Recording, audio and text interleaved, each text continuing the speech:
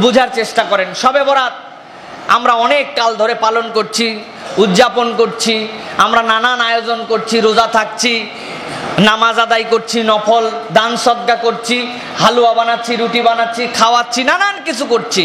কিন্তু আজকে আমরা জানবো যে ইসলাম কিভাবে শবে বরাত পালন করতে বলে, ইসলামে কোরআন এবং সুন্নাহ অনুযায়ী শবে বরাতের মর্যাদা কতটুকু, এই দিন কতটুকু হালুয়া বানাবেন, কোন কোন মানুষকে খাওয়াবেন, কয়টা রোজা রাখবেন, কত রাকাত নামাজ পড়বেন, নামাজগুলা কোন কোন সূরা দিয়ে পড়বেন জানার দরকার আছে না ভাই? কোরআন সুন্নাহর আলোকে আজকে শোনেন প্রিয় ভাইয়েরা।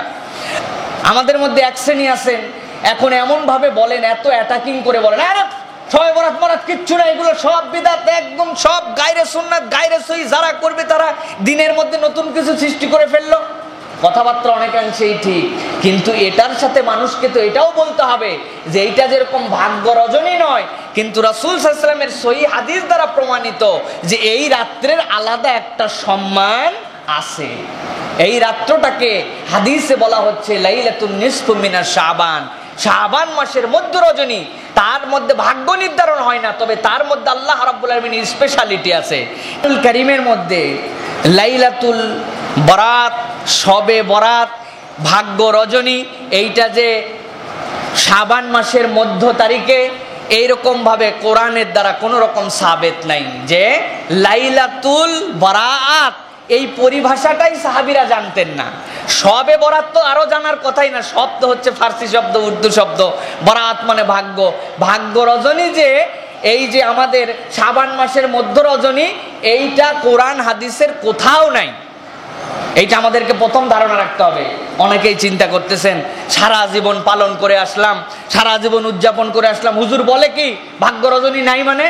প্রিয় ভাইয়েরা, কোরআনে যা নাই, হাদিসে যা নাই, সেইটা আমরা বলার মতো আমাদের কোনো যোগ্যতা নাই।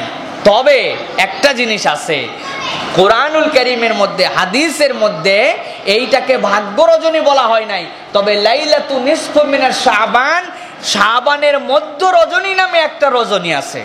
রাসূল সাল্লাল্লাহু আলাইহি ওয়াসাল্লাম বলছেন, শোনো, ইন্নাল্লাহা লা ইয়াত্তালিউ ফি লাইলাতিন নিসফি মিন শাবানা ফায়াগফিরু লিজামিই খালকিহি ইল্লা লিমুশরিকিন আও মুশাহিন। ভালো করে বুঝেন, আল্লাহ রাসূল সাল্লাল্লাহু আলাইহি ওয়াসাল্লামের 8 জন সাহাবী থেকে বর্ণিত, ইবনু মাজার মধ্যে এসেছে প্রথম খণ্ডের 445 নম্বর হাদিস, মুসনাদে বাজ্জারের ভিতরে এসেছে প্রথম খণ্ডের 157 নম্বর হাদিস, এছাড়া মুসনাদে আহমদ ইবনে হাম্বল এই হাদিস সংকলন করেছেন দ্বিতীয় খণ্ডের 176 নম্বর হাদিস। এই হাদিসের মধ্যে আল্লাহ রসুল বলছেন যে তোমরা যেটাকে শবে বরাত মানে আমরা এখন যেটা বলছি, এইটাকে আল্লাহ রসুল বলছেন নিসফু মিনাশ শাবান, শাবানের মধ্যরাত। আর ও আমার সাহাবীরা, তোমরা মনে করো না যে এই শাবানের মধ্যরাতটা আরো অন্যান্য মাসের মধ্যরাতের মতো, বরং এই মাসের মধ্য রজনীটা আল্লাহর কাছে একটুখানি স্পেশাল। তোমরা যদি দুইটা আমল করতে পারো, আল্লাহ রাব্বুল আলামিন তোমাদের আমল নামাগুলাকে এই রাত্রে আল্লাহ রাব্বুল আলামিনের কাছে উত্তোলন করেন। আর জেনে রাখো, এই দুইটা আমল যদি তোমরা করতে পারো, আল্লাহ রাব্বুল আলামিন তার সকল বান্দাদের আমল নামাকে নিষ্কলুষ করে, পবিত্র করে, গুনাহ মুক্ত করে আল্লাহর কাছে কবুল করে নেন। কোন দুটা আমল? এক নম্বর হচ্ছে প্রতি রাত্রে যখন শাবানের মধ্যরাত আসবে 200 রাকাত নফল নামাজ পড়তে হবে, আর একদিনেই 3টা রোজা রাখতে হবে। বুঝছেন তো আপনারা? পারবেন না? শাবানের মধ্যরাতে 200 রাকাত নামাজ আর একই দিন 3টা রোজা, পারবেন? আল্লাহ রাসূল এরকম কোন অবাস্তব কথা বলেন নাই। রাসূল সাল্লাল্লাহু আলাইহি ওয়াসাল্লাম বলছেন, ইন্নাল্লাহা লা ইয়াত্তালিউ ফি লাইলাতিন নিসফি মিনাশ শাবান। শোনো, আল্লাহ রাব্বুল আলামিন শাবানের মধ্যরাত যখন আসে, এই যে 11 তারিখ সামনে আমাদের আসতেছে, আল্লাহ বান্দাদের আমলনামাগুলো তার কাছে তুলে নেবেন। আল্লাহ রাব্বুল আলামিনের রাসূলের পরে বলছেন ফায়াগফিরু লিজামিই খালকিহি। রাসূল বলছেন আল্লাহ রাব্বুল আলামিন মধ্য শাবানের রাত্রিতে বান্দার আমলনামা নিষ্কলুষ ভাবে তুলে নেবেন, সবাইকে মাফ করে দিবেন, কোনো আমল লাগবে না এর জন্য। মাত্র 2টা কাজ, তুমি যদি ওই 2 শ্রেণীর মধ্যে অন্তর্ভুক্ত হতে পারো, আল্লাহ সব মাফ করবেন। 1 নম্বর হচ্ছে, মুশরিক যদি হও তুমি, তোমার আল্লাহর জন্য কোনো মাফ নাই, আল্লাহর কাছে তোমার মাফ নাই। খুলুকিয়াতের মধ্যে, উলুহিয়াতের মধ্যে, রুবুবিয়াতের মধ্যে আল্লাহর সাথে যদি শিরিক না কারি নাকারি হও তুমি। আর 2 নম্বর হচ্ছে মুশাহিন, তোমার অন্তরটা যদি বিদ্বেষ মুক্ত হয়, তোমার অন্তরটা যদি হিংসা মুক্ত হয়, তোমার অন্তরটা যদি পরিষ্কার হয়, তোমার অন্তরটা যদি অন্যের জন্য খারাপ কামনা নাকারী হয়, এই 2টা চরিত্র যদি তুমি অর্জন করতে পারো, বিদ্বেষ মুক্ত অন্তর আর শিরিক মুক্ত ঈমান, আল্লাহ রাসূল বলছেন কোনো আমল তোমার লাগবে না, ওই মধ্য শাবানের দিনে আল্লাহ তোমাকে অটোমেটিক তোমার সকল গুনাহ মাফ করে দিবেন। তাহলে প্রথমে বুঝতে হবে লাইলাতুল বারাত মানে ভাগ্য রজনী, এইটা কোরআন হাদিস দ্বারা প্রমাণিত না। আর দ্বিতীয় জিনিস বুঝতে হবে যে এই দিনটা একদম ফেলনাও নয়, এই দিনটার দাম আছে। প্রিয় ভাইয়েরা, আর শাবান মাসের আমল কি, এটার কোনো প্রশ্ন নাই। প্রশ্ন হচ্ছে হুজুর লাইলাতুল বারাত ওই কি বলে শবে বরাতের রাত্রে আমল কি?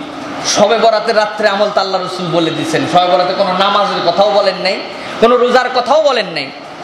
শবে বরাতে আল্লাহ রাসূল বলে দিয়েছেন যে আপনার আমার জন্য যেটা আমল, একটা হচ্ছে আপনাকে শিরিক মুক্ত ঈমানের অধিকারী হতে হবে, আর 2 নম্বর আপনাকে অন্তরটাকে বিদ্বেষ মুক্ত করতে হবে।